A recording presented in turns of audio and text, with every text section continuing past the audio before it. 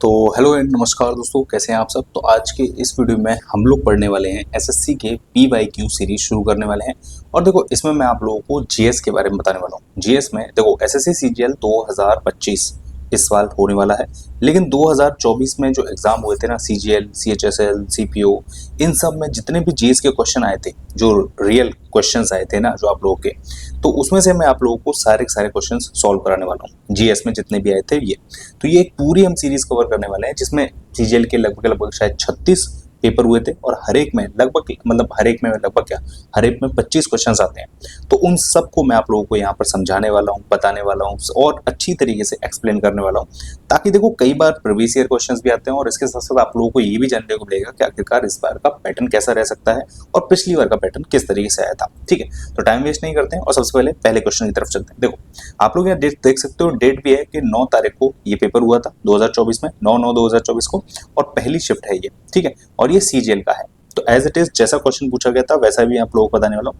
देखो, आप लोगों को इसमें आंसर जरूर पहले से पता होगा कि भाई ये है, लेकिन ये क्यों है और आखिरकार बाकी के आंसर्स का क्या रिलेशन है, वो भी हम लोग इस वीडियो में डिस्कस करने वाले हैं। देखो, सबसे पहले इसका देखो क्वेश्चन ये है कि जो प्ले था नील दर्पण, ये आखिरकार किसने लिखा था। तो ये लिखा था दीनबंधु मित्र ने। ठीक है, तो आखिरकार देखो, अब कुछ जानकारी इसके बारे में जान लेते हैं। देखो, जो नील दर्पण था ना, वो आप लोगों को पता होगा कि 1917 में जब महात्मा गांधी ने सबसे पहला आंदोलन किया था नील की खेती वाला। ठीक है, तो उसमें जो अत्याचार जो किसानों के ऊपर हो रहा था ना, उसको बहुत अच्छी तरीके से दीनबंधु मित्र ने इस नील दर्पण में चित्रित किया था। मतलब नील दर्पण एक तरीके का प्ले था, जिसमें जो किसानों के ऊपर जो नील की खेती उगाने के लिए, मतलब नील को करने के लिए खेतों में, उसके लिए जो उनके ऊपर अत्याचार किया जा रहा था, उसको अच्छी तरीके से इसमें डिपिक्ट किया गया था, जिसके लिए गांधी जी ने 1917 में आंदोलन किया था, मतलब गांधी जी को वहां पर राजकुमार शुक्ल ने बुलाया था। देखो, सीजीएल 2023 या 24 में ये क्वेश्चन पूछा गया था कि यहाँ पर किसने बुलाया था, तो राजकुमार शुक्ल ने बुलाया था। और ये कहाँ पर हुआ था, तो ये हुआ था चंपारण बिहार में। तो यहाँ पर महात्मा गांधी जी गए थे और उन्होंने आंदोलन किया था, जिसके बाद ये जो सिस्टम था ना, 3 कटिया सिस्टम, वो खत्म हो गया था, और उसके बाद किसानों को उससे मुक्ति मिल गई थी। तो ये सारी चीजें आप लोगों को पता होनी चाहिए। बात करें अगर देखो मोतीलाल नेहरू और चित्तरंजन दास जी की, तो इन्होंने 1923 में मिलकर स्वराज पार्टी का गठन किया था। ठीक है, इन्होंने स्वराज पार्टी का गठन किया था। अच्छा, बात करें अगर देखो सरोजिनी नायडू जी की ना, तो ये भारत में उत्तर प्रदेश की पहली फर्स्ट लेडी राज्यपाल थी, या फर्स्ट फीमेल राज्यपाल ये थी। ठीक है, इन्हें नाइटिंगेल ऑफ इंडिया भी कहा जाता है। नाइटिंगेल ऑफ इंडिया भी कहा जाता है। इनकी स्वतंत्रता संग्राम में काफी इंपॉर्टेंट भूमिका रही थी। इन्होंने कई सारी बुक्स भी लिखी हैं, जिनमें से कुछ के नाम बहुत ज्यादा फेमस हैं, जो आप लोगों को जरूर पता होना चाहिए, जैसे कि द ब्रोकन विंग्स, और इनकी कविता भी है जो काफी ज्यादा फेमस है, जिसका नाम है पर्दा नशी। तो इतनी जानकारी आप लोगों को पता होनी चाहिए। देखो, एक क्वेश्चन था, लेकिन आप लोगों को बहुत सारी उसमें जानकारी देखने को मिली। तो इसी तरीके से हम लोग ये पूरी सीरीज करने वाले हैं। अगला क्वेश्चन है कि लता मंगेशकर को 2001 में कौन सा अवार्ड मिला था। तो देखो, ये अवार्ड मिला था इन्हें भारत रत्न मिला था, भारत रत्न। अच्छा, बाकी अवार्ड्स के बारे में भी बात कर लेते हैं हम लोग कि आखिरकार इन्हें पद्म विभूषण का मिला था। तो देखो, इन्हें जो पद्म विभूषण था ना, तो इन्हें पद्म विभूषण दिया गया था 1999 में। ठीक है, film fair life time achievement जो अवार्ड है, वो इन्हें दिया गया था 1994 में। ठीक है, दादा साहब फाल्के अवार्ड जो इनको अवार्ड दिया गया था 1989 में, और भारत रत्न में आप लोगों को पता ही दिया कि 2001 में। इसके अलावा कुछ और अवार्ड्स भी हैं। देखो, इनको 1969 में इन्हें पद्म भूषण दिया गया था। ठीक है, पद्म भूषण दिया गया था। अच्छा, 2001 में ही इनको महाराष्ट्र रत्न के अवार्ड से भी नवाजा गया था, और ये पहली महिला थी इस अवार्ड को पाने वाली, पहली महिला, फर्स्ट महिला। इन्हें नाइटिंगेल ऑफ इंडिया इन्हें भी बोला जाता है, और साथ साथ इन्हें क्वीन ऑफ मेलोडी ये भी इन्हें बोला जाता है। ठीक है, तो इतनी सारी जानकारी आप लोगों को इस चीज से मिली। अच्छा, इन्हें टोटल करके लगभग 82 अवार्ड्स मिले थे इन्हें, लगभग 99 के आसपास या 98 या 100 के आसपास इन्हें नॉमिनेट किया गया था अवार्ड्स के लिए, और जिसमें से 82 अवार्ड्स इन्होंने जीते थे अपने पूरे करियर में। क्लियर है? अच्छा, अगला क्वेश्चन है कि which of the following correct order of basicity. देखो इसका जो ऑर्डर होगा ना वो ये होगा, ठीक है। अब देखो इसको समझने के लिए ना आप लोगों को थोड़ा सा केमिस्ट्री की नॉलेज होनी चाहिए कि आखिरकार बेस क्या होता है, एसिड क्या होता है, तो उसके रिलेटेड आप लोगों को पहले सीखना पड़ेगा, ठीक है। जिसमें मतलब स्ट्रॉन्गेस्ट क्षार कौन सा है, क्षार मतलब बेस होता है, ठीक है, वो कौन सा है, उसके बेसिस पे आप लोग इसको बना पाओगे, ठीक है। तो मैं आप लोगों को फर्दर किसी क्लास में अच्छी तरीके से केमिस्ट्री पढ़ाऊंगा, तब आप लोगों को ये चीज समझ में आएगी। अच्छा, अगला क्वेश्चन पढ़ते हैं कि प्रार्थना समाज मुंबई में 1869 में इसकी स्थापना किसने की थी? तो ये की थी आत्माराम पांडुरंग ने। अच्छा, ये अकेले नहीं थे, पहली बात तो ये है, इनमें इनके साथ कई लोग और भी थे जिनका नाम भी कई बार पूछा जाता है, जैसे कि MG रनाडे थे, और इनके साथ एक और लोग थे, और क्या नाम था, हाँ उनका था RG भंडाकर, ठीक है, RG भंडाकर, ठीक है, ये थे। तो देखो पिछली साल ना 2024 में ही किसी शिफ्ट में तो पूछा गया था, तो जिसमें मतलब आप लोगों से पूछा गया था कि इनमें से कौन प्रार्थना समाज में शामिल नहीं थे, मतलब उनकी स्थापना में शामिल नहीं थे। तो एक नाम था आत्माराम पांडुरंग, MG रानडे और RG भंडाकर, और एक नाम और दिया गया, तो आप लोगों को वो लगाना था। तो इसीलिए मैंने आप लोगों को ये तीनों नाम बता दिए, क्योंकि कई बार वो तीनों नाम पूछ लेता है, कई बार वो एक नाम पूछ लेता है, कई बार हो सकता है इनमें से कोई नाम अगली बार पूछ ले आप लोगों से, तो इसलिए मैंने आप लोगों को ये चीजें बता दी। अच्छा, गोपाल कृष्ण गोखले इन्हें जाना जाता है क्योंकि इन्होंने servant of India, servant of India इसकी स्थापना की थी, सोसाइटी, ये जो सोसाइटी थी ना, इस सोसाइटी की स्थापना इन्होंने की थी, और वो की थी 1905 में, ठीक है। तो इन्हें इसके लिए जाना जाता है। अच्छा, राजा राम मोहन राय, ठीक है, राजा राम मोहन राय, इन्होंने 1828 में इन्होंने ब्रह्म समाज की स्थापना की थी, ठीक है ना, इन्होंने ब्रह्म समाज की स्थापना की थी। अच्छा, सबसे बड़ी चीज मैं आप लोगों को बताऊं, ये जो प्रार्थना समाज है ना, ये भी ब्रह्म समाज की एक शाखा है। देखो 1829 में तो ब्रह्म समाज बना, बाद में एक नई शाखा बनी 1869 में इसकी, जिसको प्रार्थना समाज बोला गया, ठीक है। और ये समाज में फैली बुराइयों कुरीतियों पर प्रहार करते, मतलब लोगों को समझाना, मतलब कि मतलब जो कुरीतियां फैली हुई है ना समाज में, उसके ऊपर काम करना, उनको समझाना और गलत रास्ते पर चलने से रोकना, इन चीजों के बारे में इनको काम किया जाता है। क्लियर? चलो, अच्छा, एक नाम और रह गया, श्री राम वाजपेयी। अच्छा, इनके बारे में भी पूछा सकता हो सकता है इस साल पूछ लिया जाए। तो देखो, जो स्काउट गाइड आप लोगों ने सुना होगा, आप लोगों के शायद स्कूल कॉलेज में रहा होगा स्काउट गाइड, तो भारत में स्काउट गाइड की स्थापना ना इन्हीं ने की थी। इन्होंने भारत में स्काउट गाइड की स्थापना की थी, और इन्होंने भारत में सेवा, स्मृति, बॉय स्काउट एंड सॉरी, अरे यार, देखिए सेवा, क्या नाम था, हाँ, सेवा, स्मृति, बॉय स्काउट गाइड, ठीक, एसोसिएशन, तो इन्होंने इसकी स्थापना की थी, ये की थी 1914 में। क्लियर है? तो इतनी चीज आप लोगों को याद रखनी इसके बारे में। अच्छा, अगला है who among the following formed Bihar provincial किसान सभा इन 1929। अच्छा, बिहार प्रोविंशियल किसान सभा की स्थापना किसने की थी 1929 में? तो देखो कई बार ना इसका आंसर लोगों को लगता है कुंवर सिंह है, मतलब ठीक है, लगता है कई बार, लेकिन इसका आंसर है स्वामी सहजानंद सरस्वती। स्वामी सहजानंद सरस्वती ने इसकी स्थापना 1929 में की थी। अच्छा, इनसे ना रिलेटेड एक चीज और आप लोगों को याद रखनी है कि इन्होंने ही अखिल भारतीय किसान सभा, इसकी स्थापना भी इन्होंने ही की थी, और ये की थी 1936 में, ठीक है। तो ये चीज भी आप लोगों को याद रखनी है यहाँ पर। अच्छा, बाकियों के बारे में याद करें, कुंवर सिंह, तो आप लोगों को अगर 1857 की क्रांति के बारे में पढ़ा है तो आप लोगों को पता होगा कि बिहार में एक जगह पड़ती है जगदीशपुर, वहां से इन्होंने 1857 की क्रांति का नेतृत्व किया था। क्लियर है आप लोगों को? अच्छा, आप लोगों को इस मतलब किसी भी चीज से कोई रिलेटेड डाउट हुआ करे ना तो आप लोग कमेंट पूछ लिया करो। अच्छा, आगे देखते हैं हम लोग कि JM सेनगुप्ता, इनके बारे में अगर हम बात करें तो इन्हें ना देश का प्रिय बोला जाता है ज़्यादातर, ठीक है। स्वतंत्रता संग्राम में इन्होंने भी काफी अच्छा काम किया है और इन्हें देश का प्रिय बोला जाता है। कई बार पूछ लिया जाता है कि आखिरकार देश का प्रिय नाम से किसे पुकारा जाता है, देश का प्रिय जेम्स एन गुप्ता, ठीक है। अच्छा, जयप्रकाश नारायण, जेपी मूवमेंट आप लोगों ने पढ़ा ही होगा। 1970 में इन्होंने, जब 1970-71 में जब इंदिरा गांधी जी ने इमरजेंसी लगाई थी, मतलब उस समय पर इनका काफ़ी अच्छा खासा मूवमेंट था और ये काफ़ी ज़्यादा सक्रिय रहे थे। इन्होंने ही मतलब बिहार में कौन सा दल था, शायद जनता दल था, उसकी स्थापना की थी, if I am not wrong, ठीक है। एक बार इसको कंफर्म कर लेना, शायद जनता दल ही था, ठीक है। ओके, चलो अगला देखते हैं। तो अगला है कि in which city was the first golf club of India situated. तो देखो, अंग्रेज जब भारत में आए थे ना, तो वो अपने साथ भिन्न भिन्न तरीके के खेल भी लाए थे जो उन्हें खेलने होते थे, और उन्होंने इसके लिए भारत में कई सारी जगह पर कई सारे क्लब्स, कई सारे स्टेडियम ये भी बनाए थे।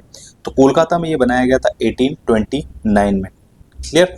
1829 में बनाया गया था गोल्फ क्लब, ठीक है। भारत में आज भी बहुत कम जगह पे, मतलब हो सकता है कई सारे लोग गोल्फ, लेकिन आम पर्सन नॉर्मल जगह पर बहुत कम ऐसे लोग हैं जो गोल्फ खेलते हैं, क्योंकि इसके इक्विपमेंट भी काफ़ी महंगे आते हैं और साथ साथ इसके जो ग्राउंड्स वगैरह होते हैं वो भी काफ़ी ज़्यादा एक्सपेंसिव एंट्री के लिए होते हैं।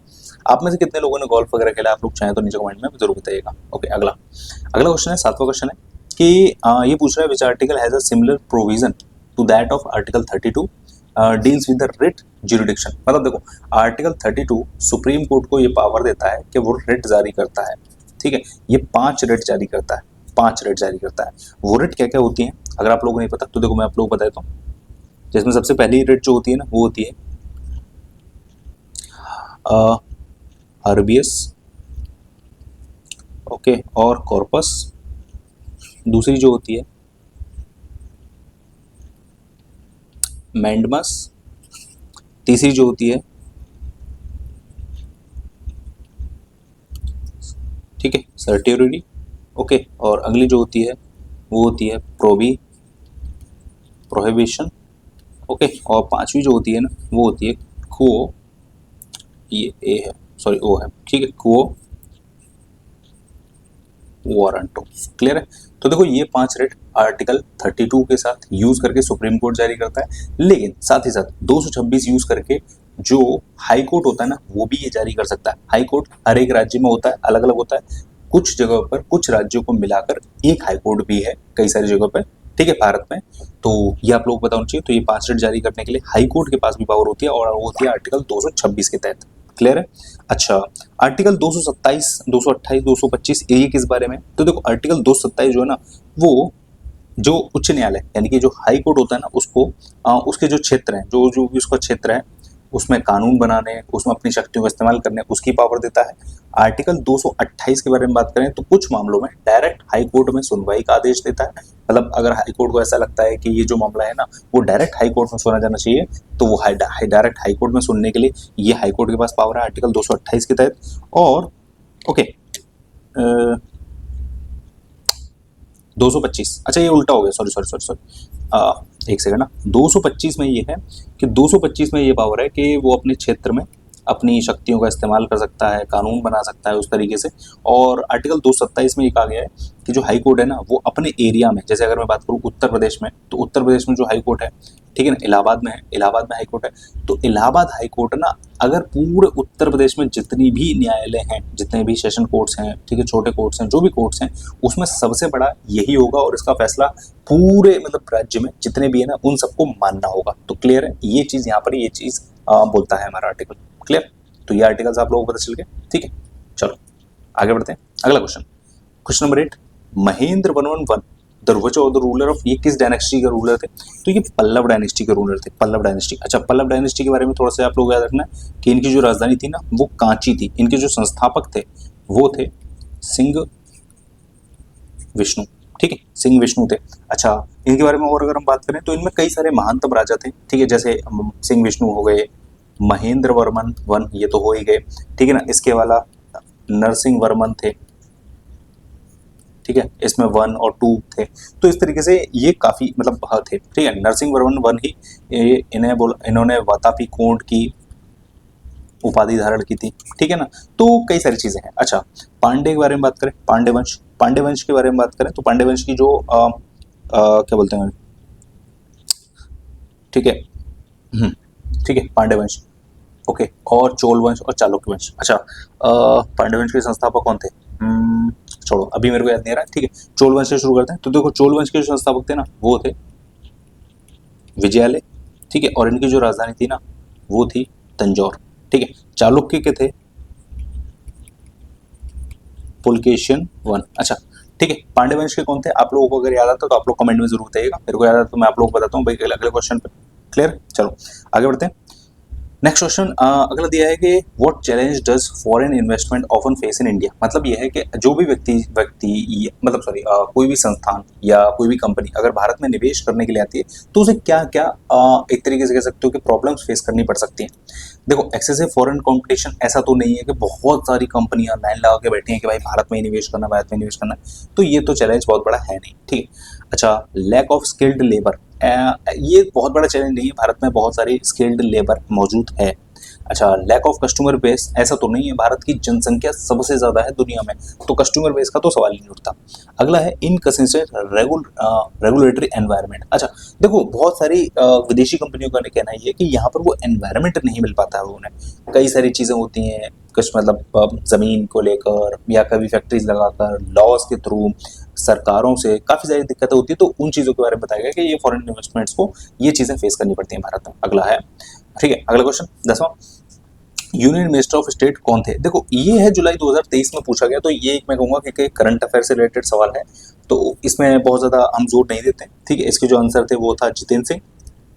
अभी भी अगर हम बात करें तो अब भी जितेंद्र सिंह ही हैं, ठीक है। बात करें रमेश पोखरियाल की, तो इस साल ये इन्होंने चुनाव नहीं लड़ा था। धर्मेंद्र प्रधान जी, इनकी बात करें तो ये मिनिस्टर ऑफ एजुकेशन है। अश्विनी वैष्णव, तो ये minister of IT and services हैं, और साथ साथ ये है भारत के इस समय पर रेलवे मिनिस्टर भी हैं, ठीक है। मैं 2023 नहीं, ये समय जो करंट के ना, वो मैं आप लोगों को बता रहा हूँ। क्लियर, चलो अगला है कि लठमार होली क्या मतलब किस स्टेट में खेली जाती है? मुझे लगता है मोस्टली सब लोगों को पता ही होगा कि ये उत्तर प्रदेश के मथुरा में बरसाना, वहां पर खेली जाती है। फागुन में एक त्योहार मनाया जाता है, ठीक है, जहां पर आप लोग मान सकते हैं कि ये फरवरी मार्च में होली पड़ती है, तब यहाँ पर खेली जाती है। क्लियर है, तो इतना आप लोगों को पता होगा। अच्छा, कुछ इनके बारे में बात कर लेते हैं। जैसे कर्नाटक के बारे में देखें तो यहाँ पर यक्षगान काफी ज्यादा फेमस है, ठीक है, यक्षगान यहाँ पर फेमस है। साथ साथ एक क्या नाम था, लाम्बी, हाँ लाम्बी, लाम्बी है, वो भी फेमस है, ठीक है। अरुणाचल प्रदेश के बारे में बात करें तो मुखौटा या नृत्य यहाँ का बहुत ज्यादा फेमस है, ठीक है, मुखौटा बहुत ज्यादा फेमस है। इसके अलावा एक और है जो काफी ज्यादा पूछा जाता है एग्जाम्स में, वो है अजी लम्फू, ठीक है, अजी लम्फू, ये भी पूछा जाता है, ठीक है। हिमाचल प्रदेश के बारे में बात करें तो कई लोगों को पता होगा, नाटी है, ठीक है, छपेली है, ठीक है ना, डंडा नाच है, ठीक है। तो ये आप लोग याद रख सकते हैं कि हिमाचल प्रदेश में ये सारे फेमस है। क्लियर है। अच्छा, अगला क्वेश्चन है कि which of the following not a condition for president's office in India. मतलब ये कह रहा है कि ऐसी कौन सी कंडीशन है जो इनमें से नहीं है जो प्रेसिडेंट ऑफिस में रहते हुए हो सकती है, ठीक है। क्लियर है, देखो, he shall not hold any office and profit. देखो, सही बात है, जब आप भारत के प्रेसिडेंट हैं उस समय पर आप कोई और पद ग्रहण नहीं कर सकते हैं, आप कहीं और जॉब नहीं कर सकते हैं, कोई और कह सकते हो कि कोई और सैलरी नहीं ले सकते, तो ये तो बिल्कुल सही बात है ना। और ये कह रहा है कि नॉट अ कंडीशन, ठीक है, तो इसलिए ये गलत है, मतलब ये स्तर नहीं हो सकता है। अगला है the allowances shall not diminish during his term of office. हाँ, इसका मतलब यह है कि जो भी प्रधान राष्ट्रपति को जो अलाउंसेस दिए जा रहे हैं, जो सैलरी दी जा रही है, जो भत्ते दिए जा रहे हैं, उनमें कटौती नहीं की जा सकती, ये सत्य बात है, ये बिल्कुल सही बात है, तो इसलिए ये भी आंसर नहीं हो सकता। अगला है कि he should not be a member of either house of parliament.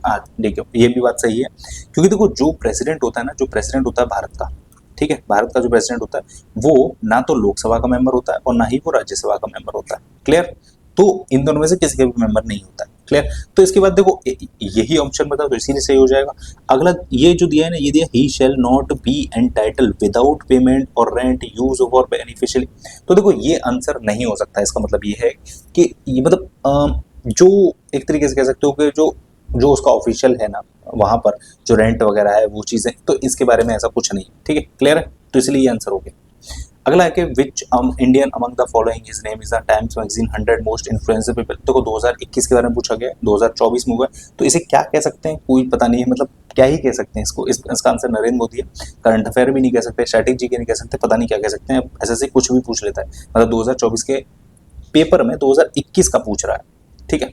अब देखो आज के समय का आप लोग देख के चले जाना। देखो अगला पूछा है कि when the analysis of population density is done by calculating it through net cultivated area then the measure is termed as. देखो इसमें ना दो चीजें हैं। पहली चीज आप लोगों को जो देखनी है वो है पॉपुलेशन डेंसिटी, और दूसरी है नेट कल्टीवेटेड एरिया, ठीक है। इसका मतलब ये है कि देखो यहां पर है, ये कह रहे हैं कि जो कृषि योग्य भूमि है ना, वो कि जिसमें खेती हो सकती है, खेती होने वाली भूमि है, वहां पर रहने वाली जनता की डेंसिटी यानी घनत्व को क्या कहते हैं, अगर उस पर नापा जाता है। देखो मैं आप लोग बताता हूँ डेंसिटी क्या होती है। जैसे मान लो ये एक एरिया है, ठीक है, इस एरिया में बहुत सारे लोग रहते हैं, ठीक है ना, और ये ठीक है, ये इस राज्य के अंदर आता है। अब ये पूरा का पूरा खाली पड़ा है, लेकिन यहीं पर सब लोग रह रहे हैं, तो यहाँ पर डेंसिटी बहुत ज़्यादा होगी। जैसे कि दिल्ली की डेंसिटी बहुत ज़्यादा है कंपैरेटिवली अगर हम करें तो अरुणाचल प्रदेश की।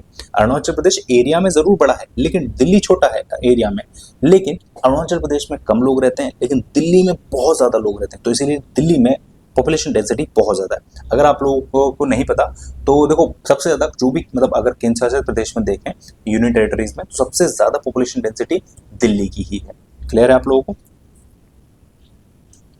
अच्छा इसके बारे में बात करते हैं। देखो अच्छा इनको भी वन बाय वन देखते हैं, ठीक है। आंसर तो जैसे कि ये है इसका कि ठीक है, लेकिन एग्रीकल्चर डेंसिटी ये गलत क्यों है, इसका मतलब क्या होता है, ग्रॉस डेंसिटी क्या होता है, नेट डेंसिटी क्या होता है, इनके बारे में बात कर लेते हैं। देखो थोड़ा सा पेज ले लेता हूँ, वो देखो हम लोग शुरू करते हैं यहाँ पर पहले वाले से ही। जो आंसर है इसका,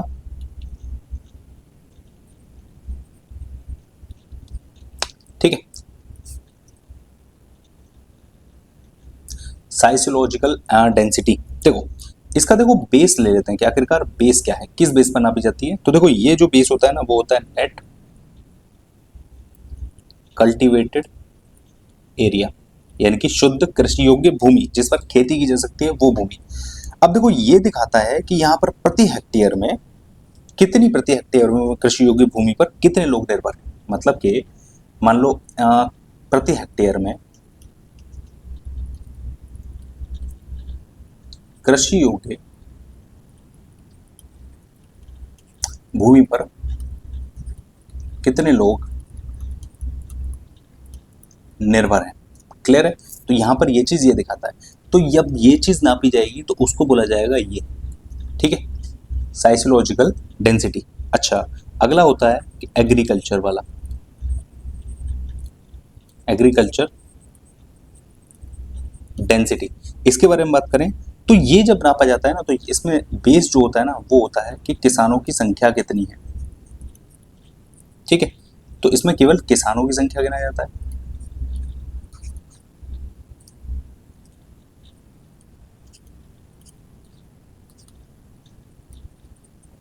ठीक है, मतलब अगर वो कहे कि एग्रीकल्चर डेंसिटी किस पर बेसिस होती है, तो किसानों की संख्या पर होती है, नंबर ऑफ फार्मर्स के ऊपर, ठीक है। अगला है कि ग्रॉस डेंसिटी। इसमें जो होता है ना, वो बेस होता है इसका कि भाई जो टोटल पॉपुलेशन है बटे में टोटल एरिया, जितना भी एरिया है ना उस पर, ठीक है। इसमें क्या होता है, इसमें पूरे क्षेत्र को गिना जाता है, ठीक है। अच्छा चौथा वाला जो है ना, वो है नेट डेंसिटी। इसमें क्या होता है कि इसमें भी क्या होता है, जो टोटल पॉपुलेशन है वो बटे में केवल रहने योग्य क्षेत्र लिया जाता है, ठीक है।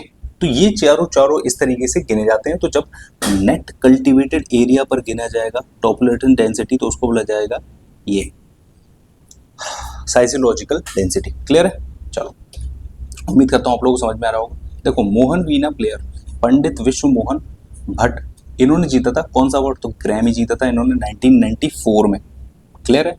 अच्छा सबसे पहले ग्रैमी किसको मिला था, तो 1968 में मिला था पंडित रवि शंकर को, और ये सितार बजाते हैं, कई बार ये भी आप लोगों से पूछा गया है। ठीक है, इन्हें किसके लिए मिला था? तो इस बार मिला था इन्हें वेस्ट मीस्ट मीट्स ईस्ट। ठीक है, इस चीज़ के लिए मिला था। 2024 की अगर हम बात करें, 2024 में एक तो शक्ति बैंड को मिला है, ठीक है, और 2024 में मिला है जाकिर हुसैन को, जाकिर हुसैन जी को, ये तबला बजाते हैं, ठीक है, और एक मिला है राकेश चौरसिया जी को, ठीक है, ये बांसुरी बजाते हैं। क्लियर है? चलो आगे बढ़ते हैं। Which plateau are very fertile, fertile का मतलब होता है उपजाऊ, because they are rich in black soil and they are forming they are very good for farming. ठीक है, अब जो फर्टाइल ज़्यादा होगा, उपजाऊ ज़्यादा होगा, तो वहाँ पर फार्मिंग भी अच्छी खासी होगी। तो ये डेक्कन लावा प्लेटू है। ये कैसे बने हैं? तो देखो, ये भारत में है। सबसे पहली चीज़ तो ये है कि ये भारत में है, भारत में, ठीक है। तो ये देखो, जो आप नीचे का एरिया देखते हो ना, जैसे मध्य प्रदेश के बाद जो नीचे का भारत शुरू होता है, ये पूरा जो एरिया है ना, ये पूरा डेक्कन प्लेटू कहलाता है। ये पूरा ये जो एरिया है ना, ये पूरा ये डेक्कन प्लेटू कहलाता है।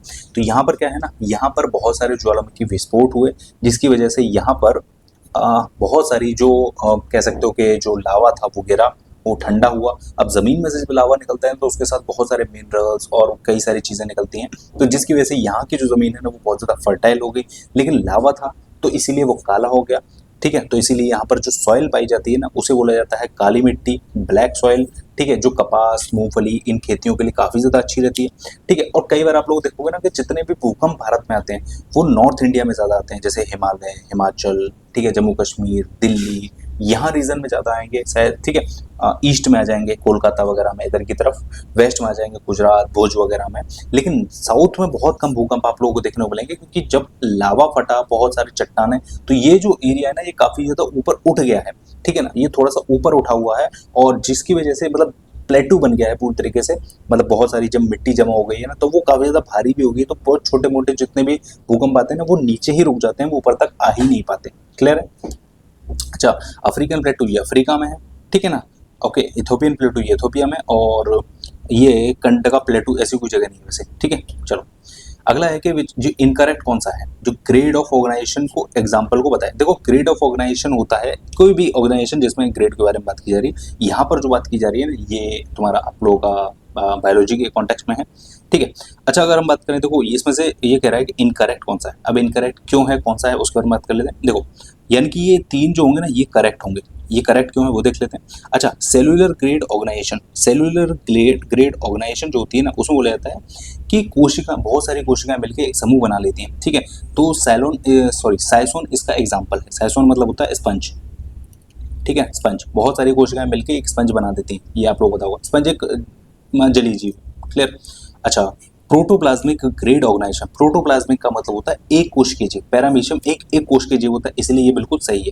Cell tissues grade organisation, cell tissues grade organisation का मतलब होता है कि कई सारे कोशिका यानी कि सेल मिलकर एक एक एक एक, एक क्या बोलते हैं उसे, ऊतक का निर्माण करती हैं, ठीक है ना, ऊतक का निर्माण करती हैं, मतलब क्या बोलते हैं उसे, सिलेंट्रेस्ट, ठीक है, सिलेंट्रेट्स, ठीक है। तो इसका एग्जांपल है जेलीफिश, बिल्कुल सटीक एग्जांपल है, इसलिए सही है, और ये गलत है। अच्छा, यहाँ पर है कि tissues organ grade organisation, tissues organ grade organisation, इसका मतलब है कि जो सिलेंट्रेट है ना, वो मिलकर एक एक एक एक, एक अंग बना देते हैं, ठीक है ना।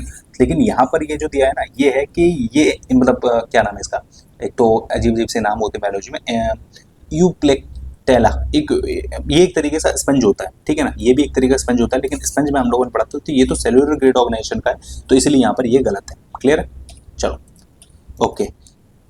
ये भी एक करंट अफेयर क्वेश्चन है कि चीफ मिनिस्टर ऑफ तमिलनाडु कौन थे 2023 में, तो ये एम.के. स्टालिन थे, आज भी एम.के. स्टालिन ही है। कि ये अगर हम बात करें पिनराई विजयन की, तो ये केरल के हैं।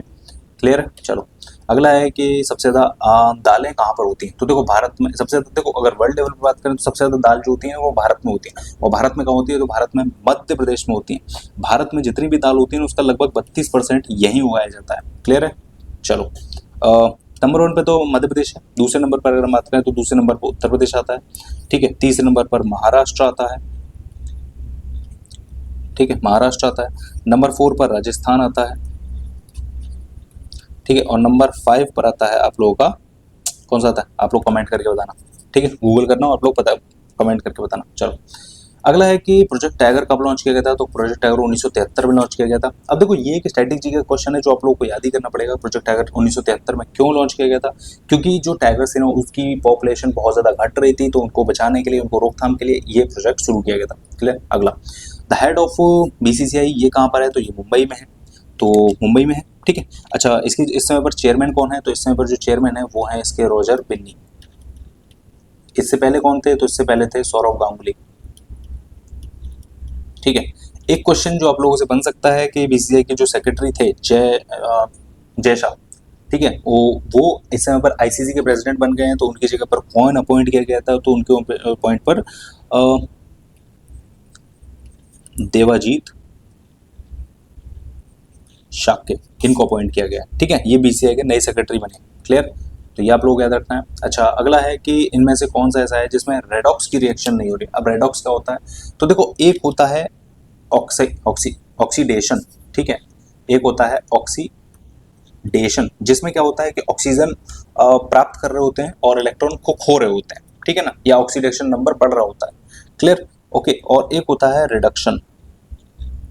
ठीक है, रिडक्शन नाम से पता चल रहा है कि हम इसमें ऑक्सीजन खो रहे हैं और इलेक्ट्रॉन प्राप्त कर रहे हैं, या फिर ऑक्सीडेशन नंबर कम हो रहा है। अब ये दोनों क्रियाएं जिस मतलब एक रिएक्शन में जब ये दोनों क्रियाएं साथ में होती है ना, तो उसको बोला जाता है एक रेडॉक्स रिएक्शन। अब हमें बताना है कि इनमें से कौन सा ऐसा है जो रेडॉक्स रिएक्शन को नहीं फॉलो करता है। ठीक है।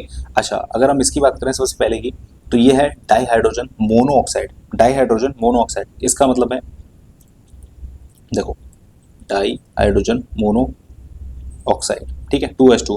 अगर हम इसकी केमिकल रिएक्शन करेंगे तो 2H2 प्लस O2। ठीक है, तो यहाँ पर क्या हो रहा है कि जैसे जो हाइड्रोजन का जो इन H2O में था ना, वो एक था, मतलब जो ऑक्सीडेशन था वो एक था। ठीक है, +1 था, लेकिन जो आप लोगों का यहाँ पर आया, यहाँ पर सिर्फ वो जीरो हो गया। ठीक है, वो जीरो हो गया, तो इसीलिए यहाँ पर क्या हुआ, यहाँ पर हमने एक परमाणु खो दिया। ठीक है, हाइड्रोजन के बारे में, सॉरी हाइड्रोजन हो गया, ऑक्सीजन के बारे में बात करें तो ऑक्सीजन का -2 था H2O में। ठीक है, और अगर हम इसके बारे में बात करें तो यहाँ पर क्या हुआ, 2 हुआ, तो यहाँ पर क्या हुआ, हमें 2 मिल गए, इसीलिए 0 हो गया। तो यहाँ पर दोनों चीज़ें हो रही हैं। ठीक है ना, ऑक्सीडेशन भी हो रहा है, रिडक्शन भी हो रहा है, तो इसलिए ये एक रेडॉक्स रिएक्शन है, इसलिए ये गलत है। क्लियर। अगर हम बात करें इसकी सोडियम हाइड्रेट, ठीक है, सोडियम हाइड्रेट के बारे में बात करें तो 2NaH। ठीक है, इसकी जो रिएक्शन होगी वो होगी 2Na, ओके, और प्लस H2O, सॉरी H2। ठीक है, अगर हम इसमें बात करें तो इसमें Na जो है वो +1 था और +1 से 0 हो गया। ओके, और हाइड्रोजन जो था इसमें -1 था और ये 0 हो गया।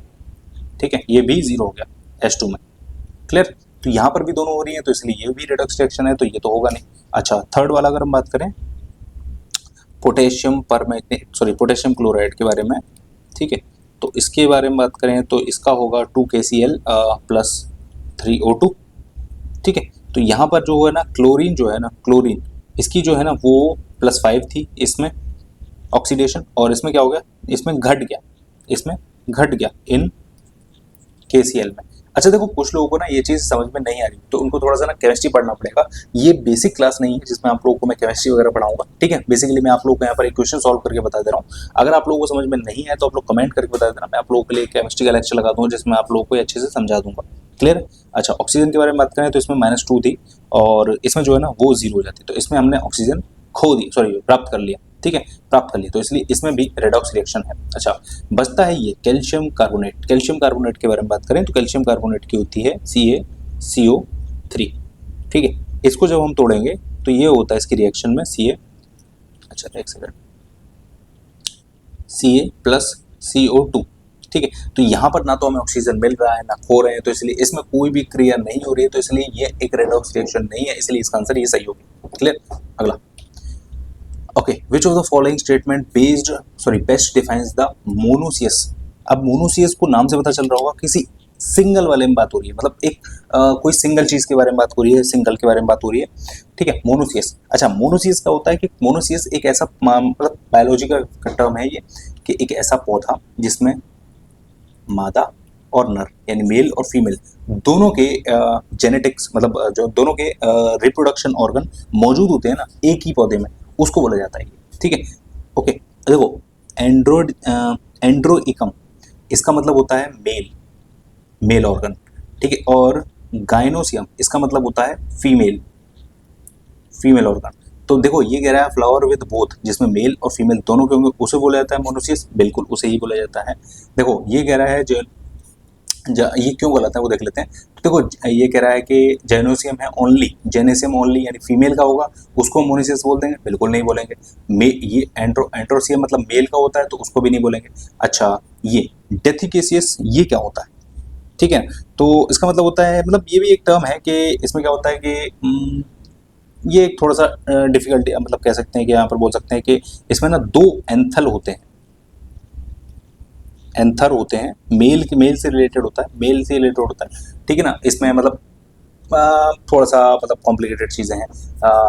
दो एंथल क्या था, एक सेकेंड, मेल रिप्रोडक्शन सिस्टम से रिलेटेड है। उसमें इसमें दो थैले टाइप में होते हैं या दो एंथल होते हैं, एंथर होते हैं, एंथर होते हैं, ठीक है। तो ये उससे रिलेटेड, लेकिन ये मेल से रिलेटेड है और सिंगल से रिलेटेड है, तो उसका भी आंसर नहीं होगा। इसमें दोनों होते हैं तो इसलिए ये इसका आंसर होगा। क्लियर। अगला पूछा गया कि dash is an industry associated SRO यानी self regulatory organisation whose primary objective is to work towards the robust development with micro finance sector। अच्छा देखो माइक्रो फाइनेंस सेक्टर है तो इसका मतलब देखो ज्यादातर इन दो से रिलेटेड हो सकता है। सेल्फ हेल्प ग्रुप के बारे में बात करें तो ये कोई SRO नहीं है, ये सेल्फ हेल्प ग्रुप्स बनाए जाते हैं ताकि छोटी छोटी जगह पर कुछ लोगों को मिला के मतलब 10-15 लोगों को मिलाकर यहाँ पर एक ग्रुप बना दिया जाता है, जिन लोगों को उद्देश्य होता है कि मतलब कोई एक छोटा सा मतलब काम दे दिया कि मतलब आप लोग मिलके अगरबत्ती बना लो या कोई पैकेट बना लो, तो उन चीज़ों को फिर सरकार खरीदती है, तो इस तरीके से इन लोगों को रोजगार मिलता है, ये उसके बारे में है, ठीक है। नाबार्ड जो है ना ये भी कोई SRO नहीं है, ठीक है, SRO नहीं है, ओके। और ये कोई SRO नहीं है, लेकिन ये जो सेल्फ हेल्प ग्रुप है ना इनके बारे में हेल्प करता है, और साथ ही साथ ये हमारे देश में जो RRBs हैं उनको रेगुलेट करने का काम करता है। क्लियर। और नाबार्ड जो आता है ना वो आता है RBI के अंडर, मतलब RBI नाबार्ड को गाइड करता है, और ये आगे चल के जितने भी ग्रामीण क्षेत्र में मतलब RRBs में जो डेवलपमेंट वगैरह होती है ना ये उनको गाइड करता है। क्लियर। अच्छा बात करें micro finance and investment regulatory authority, तो ऐसी कोई चीज़ एग्जिस्ट नहीं करती है इंडिया में। क्लियर। अगला है कि details about Sudarshan lake given in the rock impalement in Girnar, Junagadh, which composed to the record of achievement of the शक रूलर। तो ये रुद्रदमन वन है। देखो चंद्रगुप्त मौर्य ने सुदर्शन लेक का निर्माण करवाया था, ठीक है ना। इनके जो गवर्नर थे, कई बार इसके गवर्नर का नाम दिया जाता है, चंद्रगुप्त मौर्य का नाम नहीं दिया जाता है, तो उसका नाम था पुष्यगुप्त, ठीक है, पुष्यगुप्त था।